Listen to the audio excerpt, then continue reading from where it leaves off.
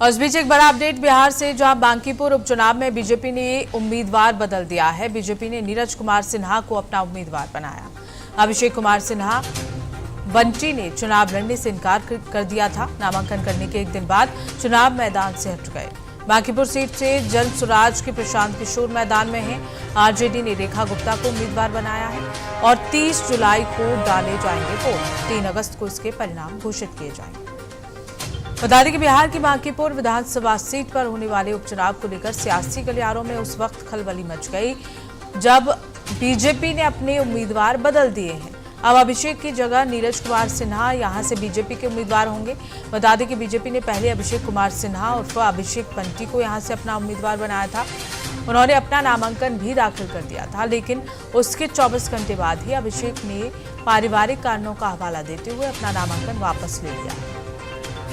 वहीं राज्यसभा सदस्य बनने के बाद नितिन नवीन के इस्तीफे से खाली हुई ये सीट पिछले करीब 30 सालों से बीजेपी के कब्जे में रही है और इसीलिए इसे बीजेपी का मजबूत गढ़ माना जाता है। अब यहां बीजेपी के नीरज कुमार सिन्हा का मुकाबला जन स्वराज के संस्थापक प्रशांत किशोर और आरजेडी के उम्मीदवार रेखा गुप्ता के साथ होगा। इस सीट पर 30 जुलाई को मतदान होगा। 3 अगस्त को नतीजे घोषित किए जाएंगे।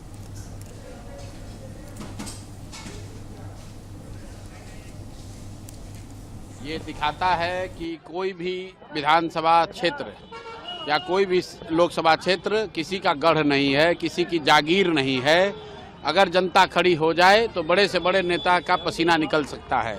जिस बांकीपुर के बारे में तक भाजपा के लोग ये कह रहे थे कि हमारा इतना मजबूत किला है कि हम कुत्ता बिल्ली को भी खड़ा करेंगे तो जनता हमको वोट देगी, आज जनता के सामने एक विकल्प आ गया है तो भाजपा को उम्मीदवार नहीं मिल रहा है।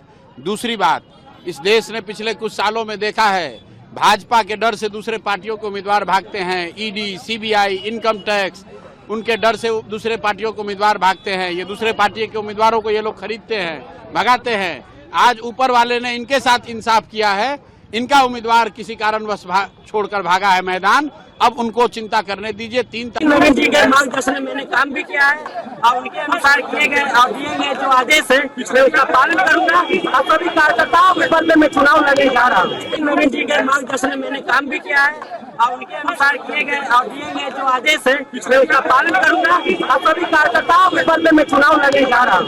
नवीन जी के मार्गदर्शन में मैंने काम भी किया है और उनके अनुसार किए गए और दिए गए जो आदेश है मैं उसका पालन करूंगा। और सभी कार्यकर्ता और इसी खबर को लेकर हमारे साथ बिहार से ब्यूरो चीफ विजय शेखर सिंह जुड़ गए हैं। विजय, आखिरी क्षण में यहाँ उम्मीदवार बीजेपी की ओर से बदल दिया जाता है, ऐसे में कई सवाल यहाँ खड़े हो रहे हैं, इसे लेकर क्या कुछ अपडेट है?